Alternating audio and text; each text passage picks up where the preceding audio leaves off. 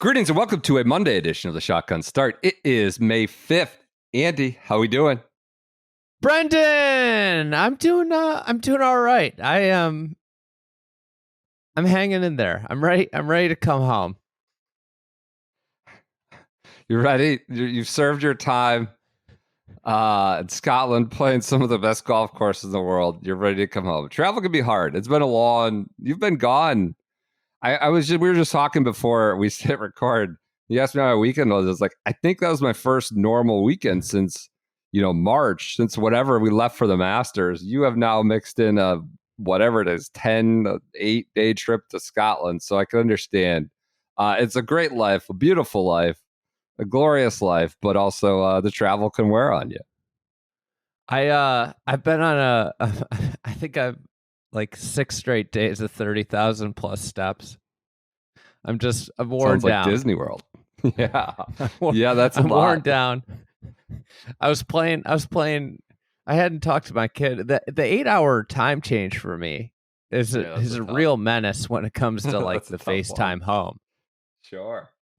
What's the window? What's the pocket there? Like, Well, it's like the morning pocket was usually on a golf course.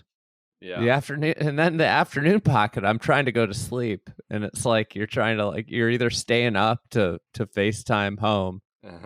So I got a FaceTime in yesterday afternoon, and I was on the back nine, and my daughter said, "I miss you," and then my game just went in the tank.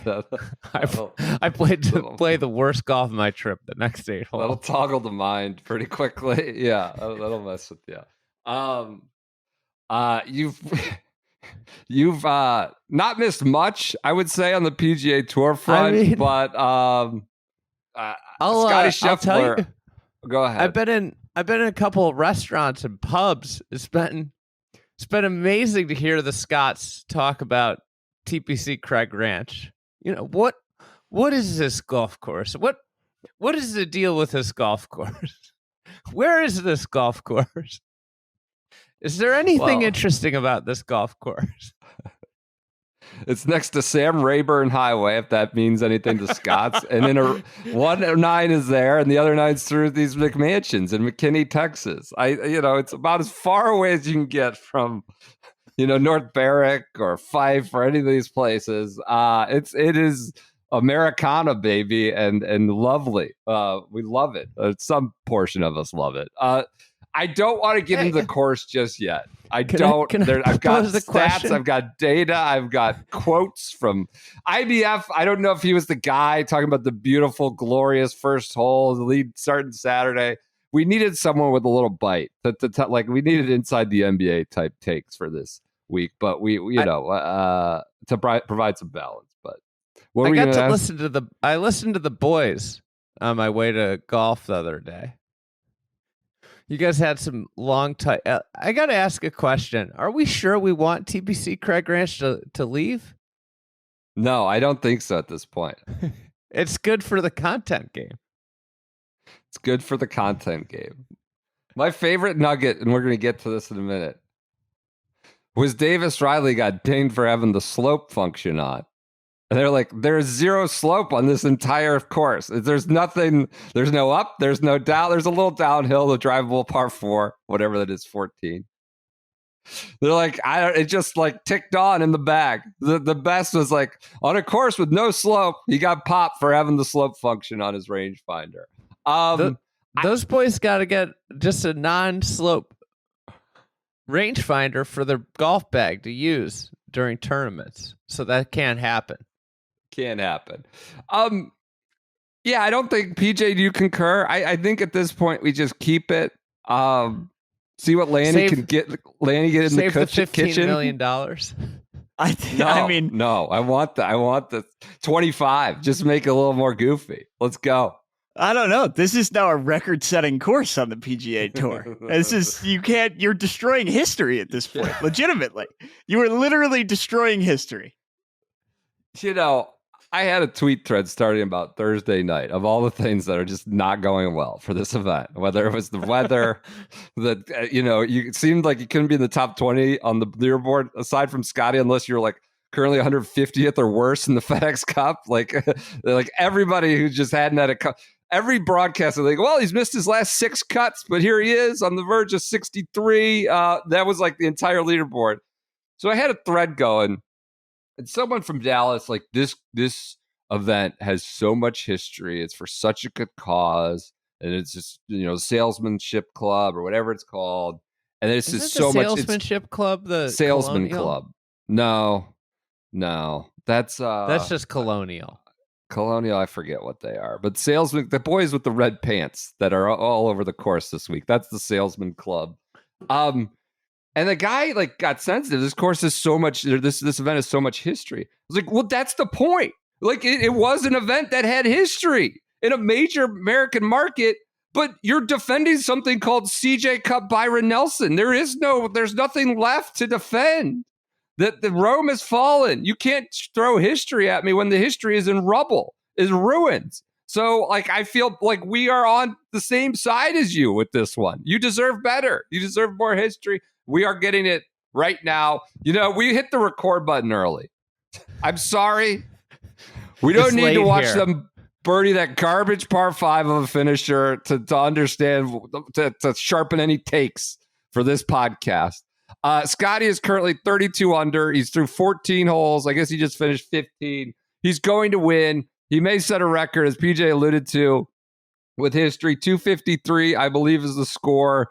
So that's currently co-owned by Ludwig Aberg at RSM and Justin Thomas at that 17 Sony Wildeye. He's going to break that, it seems like. 252, maybe something lower. What? Can I point something out? So he's 32 under. Yeah. If they didn't TPC, he's got 3 holes to play, one of which is like maybe the easiest hole on the PGA Tour in terms of making a birdie on, is the 18th. It's just a toothless hole. So anyways, let's just say he's going to end at 33. We'll probably have clarity by the end of this podcast. If they hadn't have done the TPC Summerlin model, this number would be 20 or 37. It'd be 37 under par. Yeah. Are you giving him? I guess I need to check the data on what he got on the 12th hole, which in 23 they moved from 547 to 493 to make it a 4. I need to see what he was on 12, but you're giving him a 4. So what does it matter? It'd be 4 more shots under par. Yeah. No matter what. What do you got, PJ? He has parred the 12th hole. He has a 4 on all 4 rounds. So he'd be 4 shots even further under currently. Well, he would be regardless. I feel like I'm taking crazy pills trying to explain this to you. You're right. It's 37 under. You're right. Yes, right. It doesn't matter what he scored. It would be a birdie. TPC Summerlin hole. I didn't know if he made a 5 or whatever. I guess you're right. You're right. The Summerlin model is got 20. It's got ridiculous 32 bullet holes through it. It's got stab wounds. The horse. It's done. It's toast. The Summerlin model lies dead and beaten and buried. It no longer exists. Now, this is where I want to pump the brakes on the Craig Ranch slander. We've gone 2 years in a row. Winner 23 under. Take Scottie out of it, and as we know, the great courses always let the best separate. That's right. And you take Scottie out, and Eric Van Rooyen is winning at 23 under.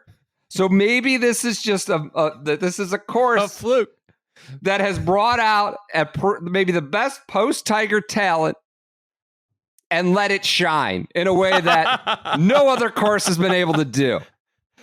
I love you flipping the discourse. Flip it. He's 9 clear. Hey, TPC Craig Ranch should host a major championship. The goal is to identify the best player in the field. I think we did that this week. I think that happened. I think we're pretty sure. 23 under would be the winner. That's what it's been the last 2 years since so the Summerlin model, Scottie may be, Scottie, you remove Scottie, the Summerlin model, maybe like the Undertaker coming back out of the casket, thought he was dead, and he's back. Summerlin model, presumed dead. maybe Scottie just ran it over, and there's life. There could be a pulse again. So 23 under would be winning. I got a question for you. Yeah. Do you think if they held this at like a dumpy Muni, the scores would be lower or higher? Like a 6,300 yard Muni with like bumpy, shitty greens. Probably higher. I would get a higher as in worse. I think so too. I think that you could take this to my maybe not my Muni that I grew up on, but I think you could take this to Sleepy Hollow in Cleveland, and the scores would be. I mean, Sleepy Hollow. That's not even. That's disingenuous. Sleepy Hollow is 100 times better golf course than TPC Craig Ranch. I don't know. If you took this to like Bethpage Yellow, I think that the scores. What do we know about Bethpage Yellow? I think it's the worst course at Bethpage, right? It's the easiest one. It's usually only open for 9 holes. Nobody plays it. I think it would be interesting. I'd be interested to see what happens here. I think that's the point you're getting at, Andy, is like everything about this is like tour golf, and it's a TPC course. That's tour golf predictability. They can stretch it to 7,600 yards. Doesn't matter. Every lie. I like today on the broadcast, like, and of course we had LIV Clean Plays for 3 days, down today. And I like the broadcast.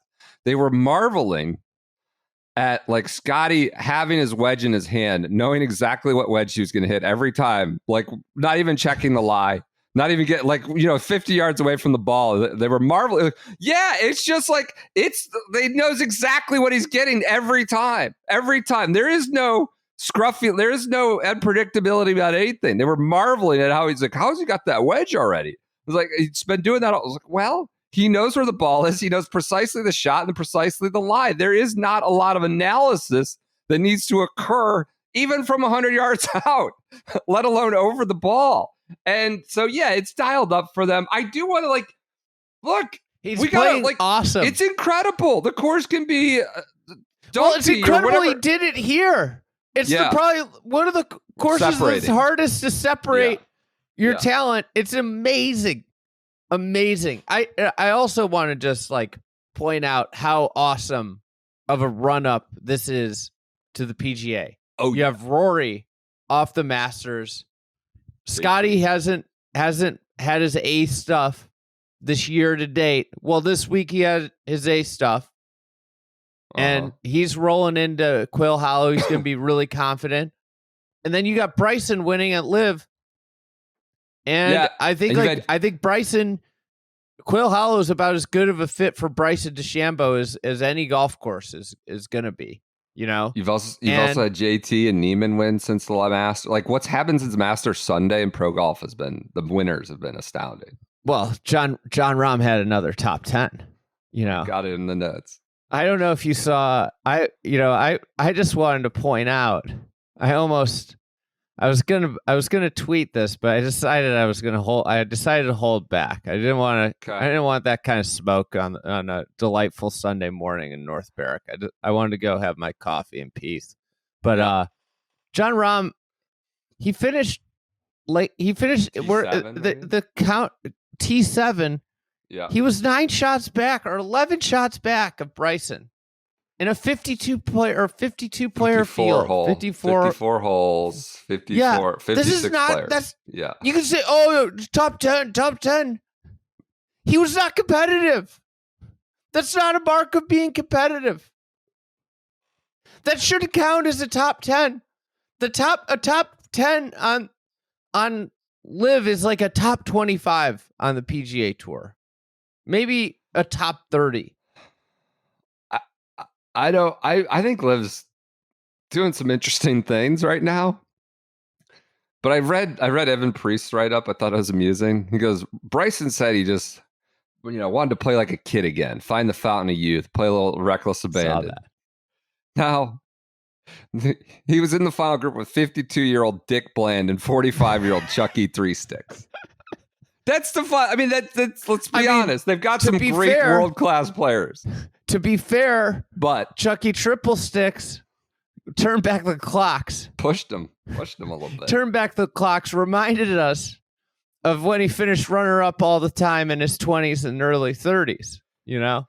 Yeah. That's a good teammate right there. Pushing your star player to the limit, getting the team win, and being the pace car for your star, pushing him forward. Crushers. Isn't that what they do in like F1? NASCAR, NASCAR, it's a team. Yeah. F1 That's too. literally what they're doing.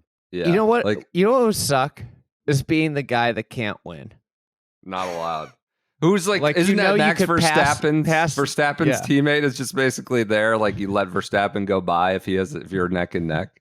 Isn't that what happened? That would I'm not suck. a big F1 guy, but that's the gist of it. I that think was it. Yeah. Can you imagine having to do that? Being like, I should win this. I should be the person that wins. Well, but I have to let this guy drive past me. Do you think they hit on the brake? Wasn't that part of the silver bullet in like the OWGR? Like the retort to their OWGR application is like guys talking about how they were I think it was Bassi Munoz said he lagged the putt. So they won the team. To prioritize team over. So yeah.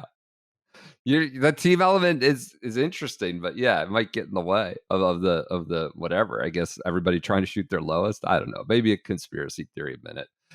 Scottie, just commendations, full commendations. Shoots 63, 61. Didn't make anything higher than a 4 through the first 36 holes.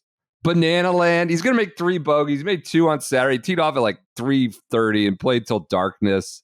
Made 2 on Saturday, 1 today so far.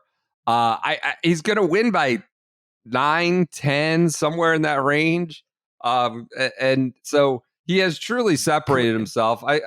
Everything about it, you know, it's an impressive win in a otherwise like unimpressive event and course. Like he's found a way to make it really, really impressive showing. Had he won by 2 or something, I don't know. We'd be like, I don't know. Maybe this is worse. Maybe you should have taken a dive than have the CJ Cup Byron Nelson. But it's an incredible. He's gaining 6 shots. Everything about it. You know, he's you know, every metric is astounding. So you know, I was walking down the street this morning in North Barrack. It was a sunny day. And I was thinking about the CJ Cup, and I was like, should this even count as a tournament? But then it should because he's won by so much. I think it does now. I think he's found a way to make it truly remarkable and do the Scottie superlatives with it. Had he not won by 9 or 10, I think we had a good message from friend of the program who maybe wants to remain anonymous. He said yesterday the broadcast was talking about how Scottie won 93 times on the North Texas PGA Junior Tour. Is this win number 94 or is it PGA Tour win 14? Kind of disparaging to the boys in the field. EVR, Sam Stevens, Jordan Spieth playing the best golf in 8 years by data. But yeah, it's incredible. Wait, hold on. Jordan Spieth playing the best golf in 3 years by data at Craig Ranch. Does it take into account that he's not playing a real golf course? Ben Coley. It's his best ball striking week since 2018 when he finished 3rd in the Masters the next week. But he also added Coley. It's hard to know exactly what this performance really means, given the circumstances. But that's part of the fun, he said. Anyways, a good ball striking round or week for Spieth. Shoots 62, ties his, I think his tour low with the 62. What does that mean? 62 here versus whatever the other one was. There was awful weather, 2+ inches of rain on Wednesday. LIV clean place the first 3 days. No wind. Then you get a 6-hour rain delay on Friday. They're going to get done in time. It's about the best. Scottie's going to win by a lot, and they're going to get done in time. It's about the nice thing we're going to say. You know what I took away from this week? The most redeeming attribute of Craig Ranch. Do you know what it is? What is it? The drainage. Why? Simply by the fact that they were able to play it down by Sunday? Or play it all? It's incredible. Honestly, this is an important thing for a golf course. And if that golf course drains well, I'd be worried about Lanny screwing that up. I mean, look at like Takumi Kanaya 173, Eric Van Rooyen 130, Kurt Kitayama 158, Hubbard 125. That's Will Gordon, who Kitty I didn't know had slander. a card still, 147. It was a Cam Champ immediately, like it's Lamagna calls it out. Cam Champ immediately goes low on Thursday. He's going to finish top 20. He's 190th in the FedEx Cup. It just wasn't, and that's what makes Scottie being able to put all these sort of. Scottie bogeyed 17. He's down to 31. Well, he's got 18. He's got the gentle handshake at 18 to send him off. Hit in the fairways, 251 out. Let me give you these par. You want to go ahead? Do you have some point you wanted to make about the FedEx Cup boys? No, I wanted to make a point about Scottie's approach. Scottie's picked up 13 shots on approach this week. Insane. That seems good. Insane. Eric Van Rooyen second in approach. Guess how many he's picked up? 7, 6.5, 5, 8. Wow, he's had some amazing shots. I just want to read off. I was digging deep into all the shot length data. These par fives. Par is just a number, just a construct. I understand. Like, I don't care, but we're now supposed to respond to it like, 27 under, 25 under, 32, whatever it ends up. You won't believe what Scottie Scheffler shot. The fifth hole had on the PGA Tour. Fifth hole, the par 5, first par 5, had 208 birdies, 200 pars, 31 bogeys, 10 eagles. The ninth hole, maybe the most garbage hole on the PGA Tour. Just complete garbage. Scottie, like, water, not even an issue. They have it there. This creek, like, goes through 15 holes. Rowlitz Creek or whatever it is. But just not in play, ever. Ever really in play. Scottie hits it from 240 feet to, like, out of a bunker, 240 yards out of a bunker to like 10 feet, makes eagle there on 9. And it's like he's off and running. The scoring average is 4.3. 4.3 on this par 5. 29 eagles. 4.3. It's not even a half par. It's not even a 4.5. No. It's just a par 4. This is before the final round was concluded. 259 birdies, 133 pars, 260 birdies. 22 bogeys. There's almost double. Yes. There's almost double the amount of birdies. This is written down. Then there are pars and bogeys. This is the 9th hole. I've been looking at the scatter plots. They need another Summerlin. They need it. This creek winds through multiple ways. It's just not even a factor. It just. I talked about how bad it was. I got a response. They just like have to make more bunkers and more of them deeper. And someone responded, it's not in play. It would be much more interesting the tee was moved back, or if this is Matt Kellogg, local, I believe. The green was moved up right on top of the creek, or just turned into a par 4, which I think is what needs to happen. Deeper bunkers. Lanny's going to get in there and cook. One of my favorite things, I just got to point this out. Yeah. So this course wasn't a host of a tournament for a long time. It was just a members club. Yeah.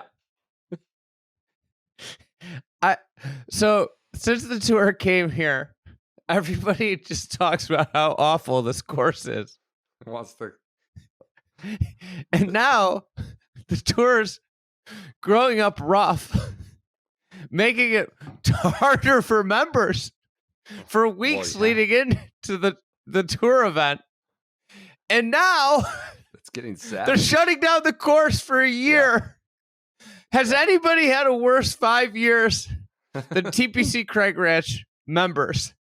Who now people just have discovered that they're like the whole world knows their golf. Like people in Scotland are talking about how awful the golf course is.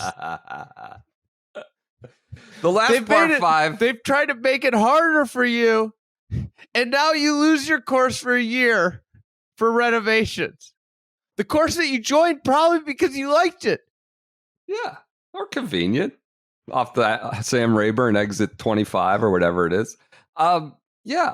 The last par 5, 18. Most people join a club because they like the course. Well, or it's convenient, or the pool's good for the kids. Who knows? The last par 5, 18, the scoring average, not 437 like number 9, 438. Par 5, 438. 250 birdies, 146 pars, 16 bogeys. So again, 100 more birdies. It's a par 4. I know par's just a construct. I'm just telling you, like when we start, Scottie is separated in a big way. I love Colton Oast talking about a Dallas guy. He's like 13. When we used to come, I was like, I don't even know how to play this hole. It's like 250 to cover, and then 290 to cover this other. These guys are just like, it's just like they step on the tee and swing halfway. That the game has passed this by. And it was just interesting to hear Nose talk about Lanny. That's why Lanny's going to cook. I mean, hole 13 is playing over par, so it still has some of the teeth left in its, mostly battered mouth that Nose talked about when he played it in college. But there's a few teeth. It's one of 4 holes that usually play over par here. So it's 4-1, 13. You've got the 14th, the drivable par 4. Plays to 355. So 3.5 is drivable par 4. 14, 207 birdies, 196 pars. They drive the green, they get up and down around the green, they get up and down for birdie, or they don't, and they make a par. And that's it. That's the whole drivable. This is where we're at. This is TPC Craig Nelson Ranch, one that's taken Scottie and elevated him to a new level. Let the best really cook and show what they do. That's the thing. That's the takeaway. This is a golf course that does not separate. Like, you just rattle off all those holes. Yeah.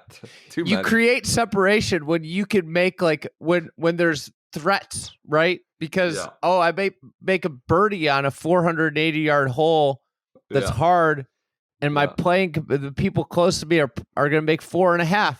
There are no 4.5 holes on the entire golf course.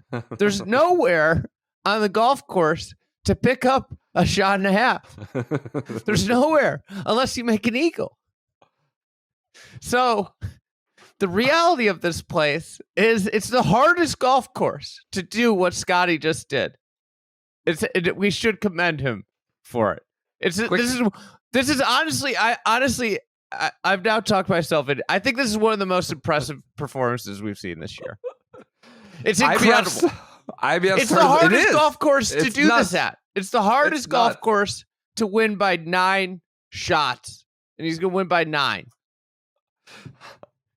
Tough look for Phil Mickelson's tweet on March 16th that does Scottie win before the Ryder Cup? I don't think so. Tough look for that tweet by Phil. It does appear IBF on the Scottie discourse led the broadcast with just like, Scottie is the best player in the world. He is number 1. He is the best player. Rory said he followed Scottie, wants to be like Scottie, wanted to be more like Scottie at the start of the year, and he's done that. I think that's a little prisoner of the moment, or maybe I am, but I think the wins at Augusta, Sawgrass, and Pebble make Rory the best player in the world right now. Scottie, does he have a claim? Sure, of course. But it felt like IBF was just trying to get us buttered up for the Sunday final round. Either way, Scottie, if he's not the very best player, he's the best player in the world for the last 2 years, 3 years, 4 years. Hey, I just don't know about this moment. It's close, Rory didn't win by 8 at Craig Ranch. He didn't.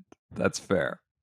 Where's he at on 18? Safely across the bridge. Bunker. He's in the bunker. This creek that goes through 15 of the 18 holes, but never touched by any of the players. It's incredible. So yes, it's good to get the Scottie discourse on track and humming as we roll into the next major. He also has apparently a Grant Horvat match at his club on Monday, skipping the Truist, and that's where Scottie is off and running. He skipped the Truist last year too. Yeah. Well, he just had his kid. Bennett was still he had pep talks. Maybe it's birthday week. Maybe he's skipping it because his first birthday. That could be. I would do it. So yeah, that's your TPC, whatever it is. But CJ Cup, Byron Nelson update. Hey, you look a little red. You got sun this week. The sun came out. Did you get jammed by the sun? Did the sun jam you, You know or what? did you jam yourself? I kept forgetting to put it on because it'd be cloudy and then sunny and then cloudy. And then I get done with golf and I'd be like, oh, I got burned. Got a lot of sun. There was a lot of sun, though. And I was really happy that I had my Oars and Alps. You know what I have in my bag? I've got one of those little travel ones. Spray or the cream? I'm a lotion guy. Yeah. And then because then you get all the schmutz on your hand, you know. But there was a guy. One of the guys on the trip was a big spray guy. You know, he pulled out the Oars and Alps spray, sprayed it all over. You know, the beauty is if you're a lotion guy, if you're a spray guy or gal, or if you're a stick guy or gal, they got it all. Yeah, they got every type of way that you want to apply good ingredient sunscreen to protect you from the sun, whether you're in Scotland or whether you're in Florida or whether you're at TPC Craig Ranch. Oars and Alps, baby. OarsandAlps.com/shotgun start. They have multiple sticks. It's their own stick season. I have multiple sticks going. They had the clear one, which is some sort of material. Then they got the matte stick. And both my kids were toggling back and forth. Both clear. Both look good. Don't put Let me ask you a question. Multiple sticks. Go ahead. With the clear, how do you know when you've fully applied? Like that's part of what I like about the lotion is I can look and see where I've applied. I mean, you just go over your face. I mean, this is what I have with my 5-year-old, but with myself, I go forehead, cheeks, like you get it. You get it all in the same way you do the lotion. It's the same thing. The other one, that scalp mist, when my son gets a mohawk and he's like as white as Casper, the kid is so white, he's almost translucent. Is he getting another mohawk this year? He's going to. He's got to wait till school's over. You do that mist. So if you're a bald boy, if you're a chrome dome, that scalp mist you just spray it and that thing clings to you. It's just like saran wrap. It's just you're covered right away. So OarsandAlps.com/shotgun start. 15% off with the code shotgun15. That's shotgun15. Put that in there. Use it. Get your 15% off. You need sunscreen. You need to protect yourself. OarsandAlps.com/shotgun start and shotgun15 is your promo code. Any other cleanup from Dallas? They got jammed by the weather, made it a little worse. Like CBS comes on the air on Saturday, their big broadcast. They have to show like Vince Whaley. They have nobody's teeing off yet. It's like Vince Whaley's on they got their broadcast ready to go. I felt bad because it's just these threes repair. Like they're just trying to jam in 2 rounds on Saturday. Felt a little bad about that. You know who I felt bad for? What? The boys. The boys complaining about their placement when they get to come on the pod. That was one boy. I want a hand up. I will take the boys. The boys can make content out of the worst weeks of the year. That's no problem. That is no problem over here.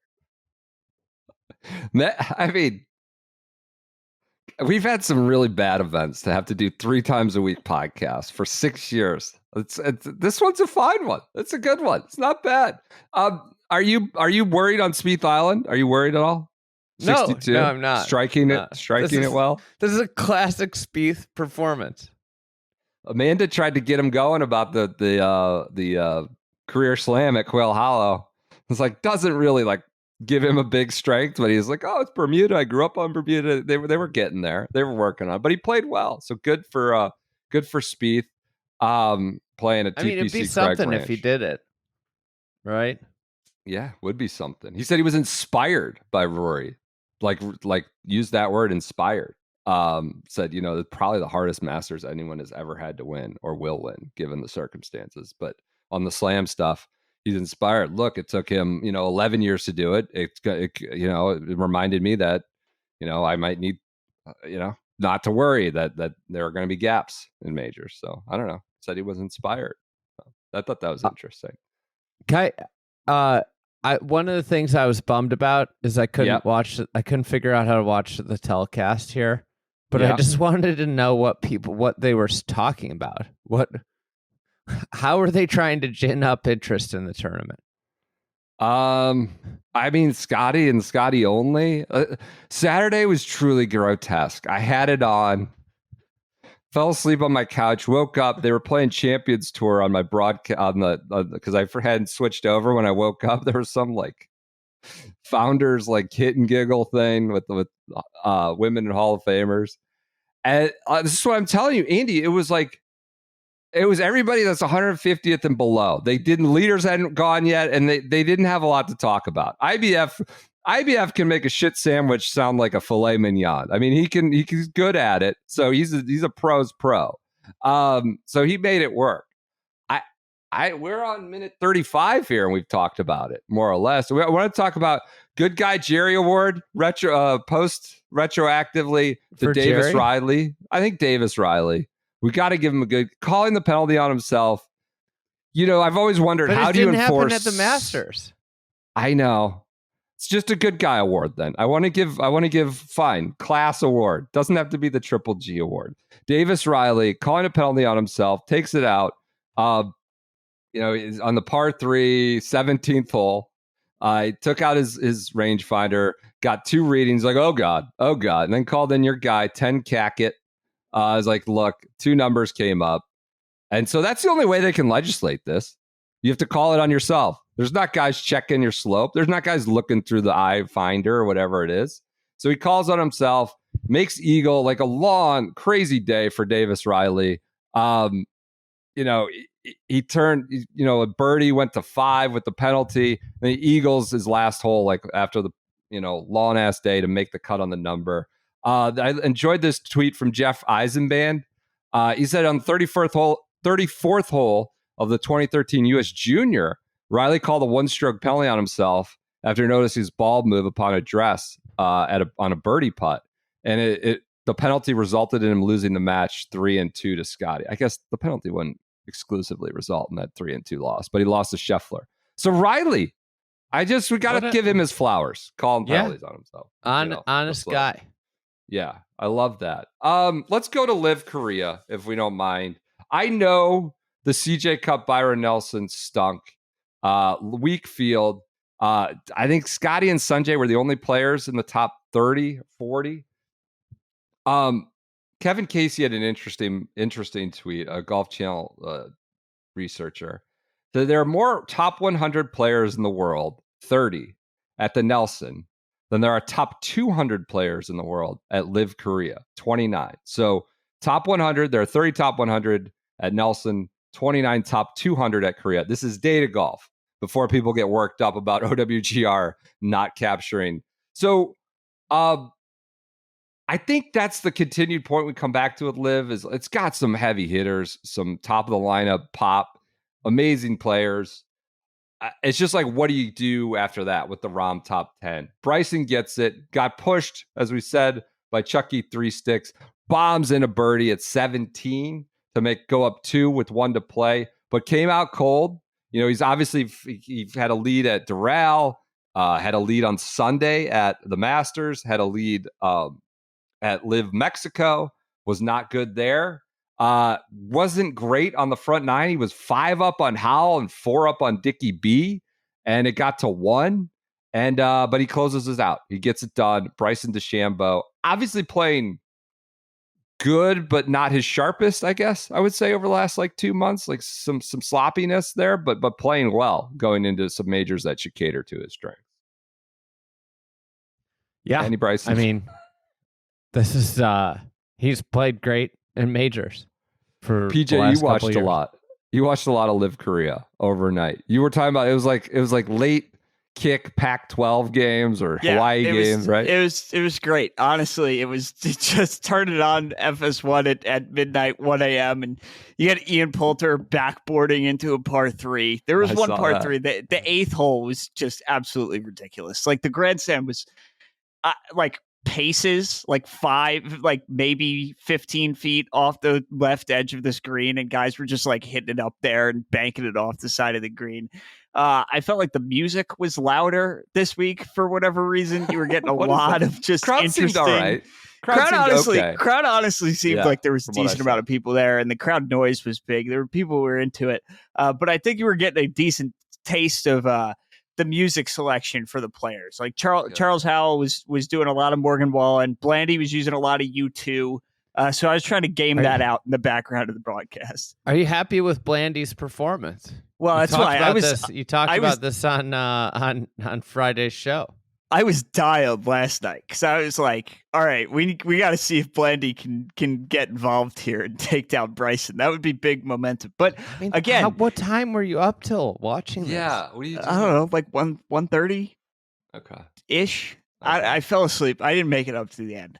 But I mean, Blandy, Champs Tour's in a playoff right now, but Blandy's in a final group with Bryson. And meanwhile, we got a Stu Cink Retief Goosen playoff right now. Like one guy's hot. One guy played it, in a final group with the defending major champion. So Blandy's cutting his teeth on. How often is there a final group between the defending U.S. Open and U.S. Senior Open? You don't have to tell me because Arlo made that point. Just hammered that one home until Blandy escorted himself out yesterday, pretty much. That was a big talking point for the first maybe, I don't know, five holes. That how often do you see this? 2 U.S. Open champions battling it out. And then Blandy just kind of escorted himself out of the conversation, just took it off to the side. Did he get dropped from coverage? No, because today it was hard to. But So you basically fell asleep once your interest in Blandy was yeah. I mean, dissipated. listen. Once Blandy was out of it, you had no more use for it. I was locked in for a reason, and my reason did not get off to the start we needed to get off to. Maybe we should try and get Blandy on for Champions Tour Minute. We could maybe do that. We could try to get him at the PGA or Broadmoor, one of those. We could do that. Try to snipe him. Yeah. So 13 guys from LIV. Well, you know what? On the broadcast front, I'll leave it at this.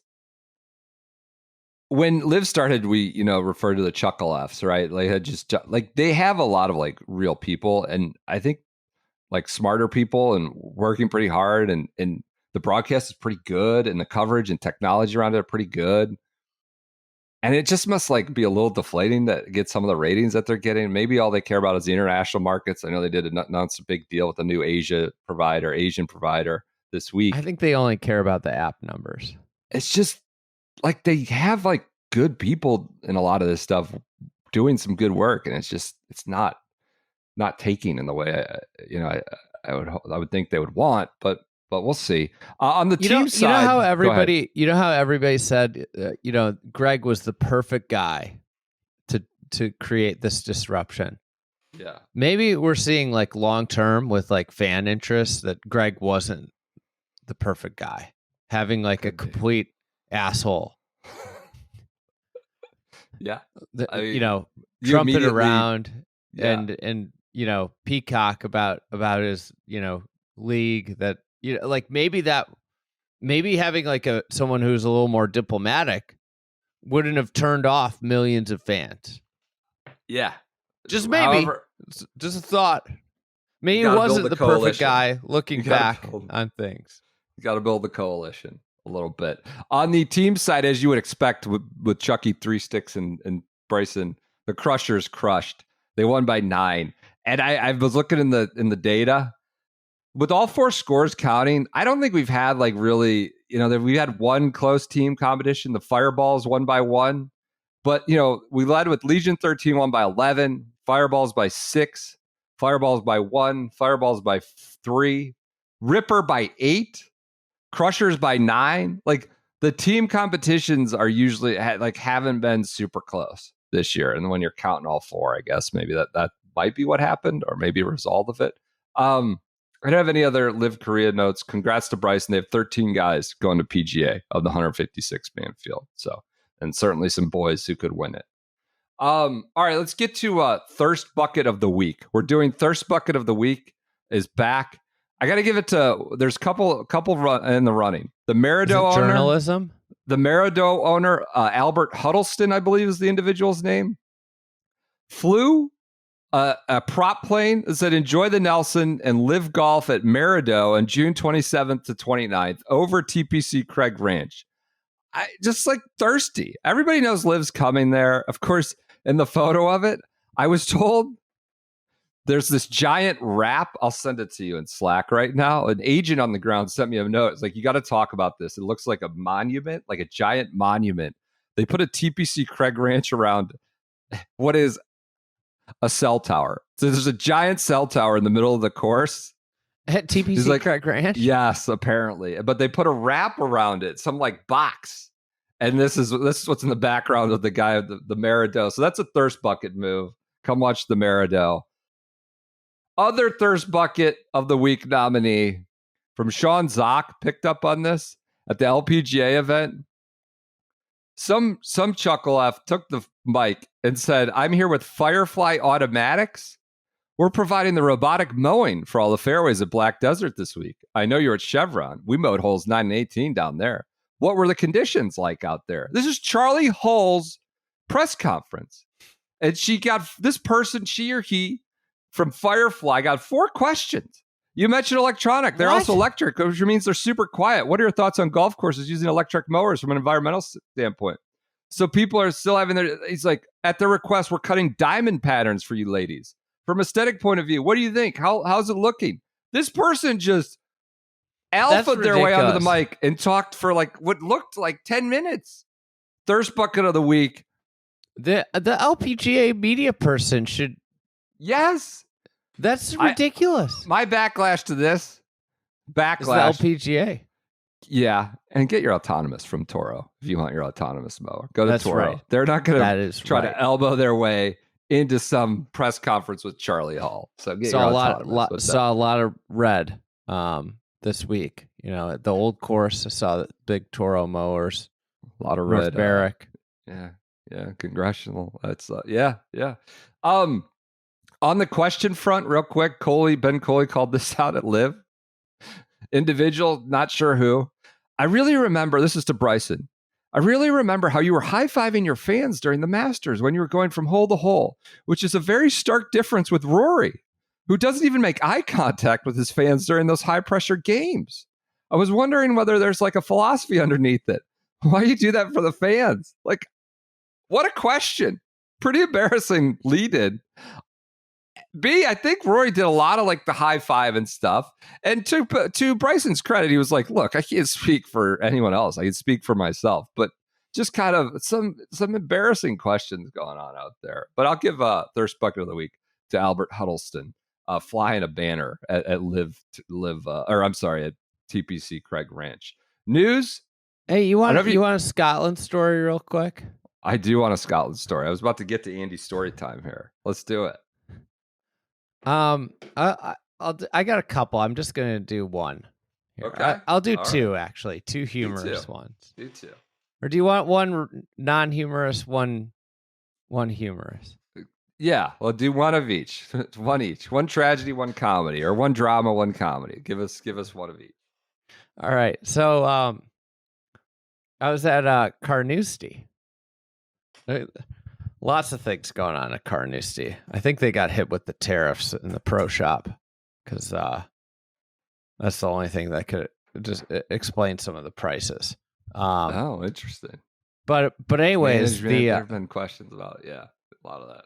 Okay. But they Tom Watson won there. Yes. And so Tom Watson, the course is obviously their whole identity is hard, right? It's like the hardest golf course. This is that's their identity. That's what they are. They even call it. Carnoustie, right? So they had a plaque put in, and it was the 1975 Open Championship. They had a plaque on the 16th tee. And the plaque said, they had it put in after the tournament, said, Tom Watson won here despite bogeying this hole in all 4 tournament rounds. A plaque? And the playoff. just to signal how hard it is. What hole was it? 16, the par 3. Okay. Yeah. So anyways, years later, Tom Watson comes, and he's with a bunch of his sponsors. Oh, boy. And he sees the plaque, and he gets very unhappy about the plaque. I think, you know what? Tom can be sort of temperamental, surly at times. I think I'm with him on this one. What? Jamming me. All the course is trying to do is say he won despite bogeying this hole 5 times. Okay. It's a hard hole. That's all the course is trying to say. I guess. So anyways, he says he gets upset and he storms in after the round and demands the plaque to be taken out. I like it. And they took out the plaque. They capitulated. Carducci should have stood their ground. I mean, Tom Watson won it like half the rota. He won it half the rota. Is his identity really Carnoustie? Well, Muirfield, I think, was one. He won it, obviously, Duel in the Sun out of Turnberry. I guess Carnoustie's part of it. The best is there's a quote about Tom Watson. I think he described it as the hardest hole in the world. Okay. It's in the yardage book. There's a Tom Watson quote about the hole. I think I'm with them. Like, don't try to mock me out there with your little plaques. I'm your champion. Get it out of there. Why don't you spotlight the good stuff? I don't know if I would have got marched in angrily and demanded it to be removed, but all right, that's a good one. That's a amusing one. I like that. All right, you going serious now? We'll go serious. I got 3 stories. We could do 3 if we want. All right, let's do it. All right, they're all quick stories. So everybody knows Panmure is the place that Hogan practiced for 2 weeks leading into Carnoustie, and it's kind of like this big thing at Panmure. It's like the place that Hogan, like anything, anywhere Hogan goes, it's a big deal. Was it Seminole for what was it Seminole for the Masters, right? Mm-hmm. What was I think it was Seminole before the Masters. Yeah. He just hung out at Seminole all the time anyway. All the time, yeah. Okay. There's a hole there. It's a great hole. It's a Hogan hole. It's the 6th hole that, like, he says is one of the hardest holes, and they told him to add a bunker, and they added a bunker in front of the green. But anyways, the part of the story, he's there for 2 weeks, and he realized that Carnoustie's greens were faster than Panmure's. Okay. So, he went and he said, can we make these greens faster? And they're like, well, you're going to have to talk to the greenskeeper. So he goes down to the greenskeeper, and he asks the greenskeeper. He doesn't ask him to make him faster. You know what he asks for? He asked for a mower. So he mowed the green himself.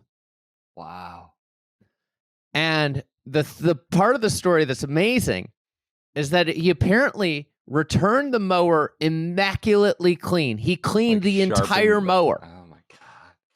Like, he took it apart, cleaned the reels, and brought the mower back immaculately clean. So not only did he mow the green down, get the green to the speed, he then returned the mower in pristine condition to the greenskeeper.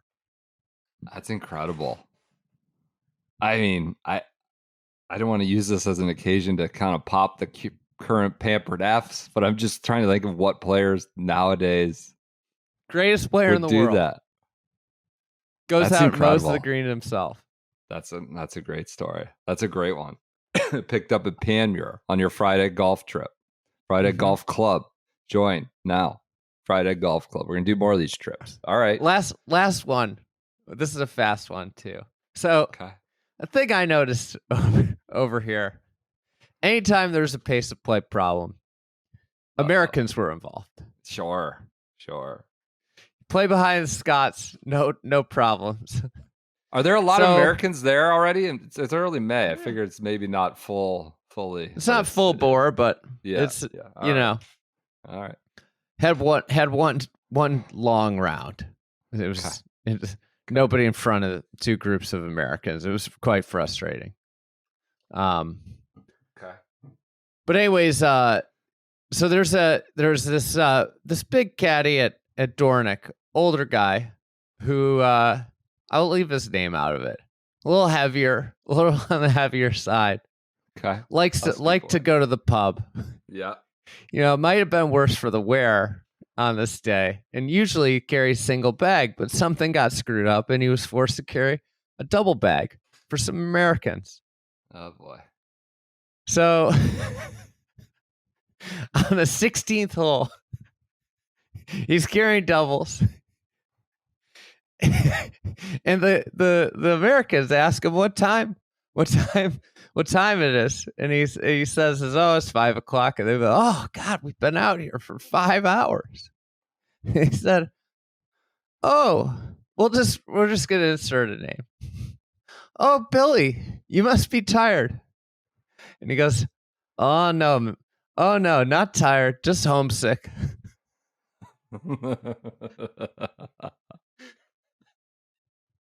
That's pretty good. That's a good line. I think I'm gonna use that from now on. Yeah, when you're out on a golf course for too long. Yeah, you say you're homesick. It's pretty good. Some of the golf you get from the caddies over there, they don't. Yeah, they'll give it to you. Little stick, little needle. I like that. That's a good story. Story time with Andy from Scotland. Love it. Sounds like you've had an awesome trip with Friday Golf Club members. Weather incredible. Yeah, worked out. Golf was incredible too, and the people were incredible. Quick news to put a bow on this. Truist sponsors exemptions. Woodland, Ricky, Spieth.